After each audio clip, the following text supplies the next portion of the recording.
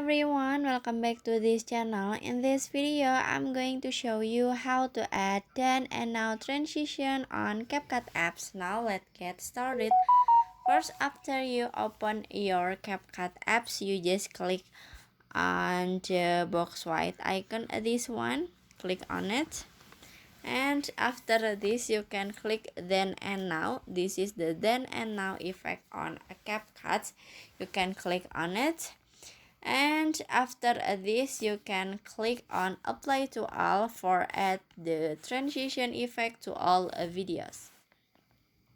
And after this, in here you can set the duration for the transition effect.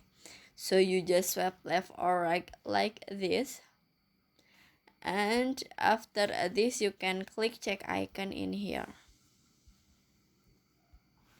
and finish. So that's how to add then and now transition on CapCut apps. I hope you found this video to be helpful. If you enjoy the content, please consider like, comment, and subscribe down below. Bye bye.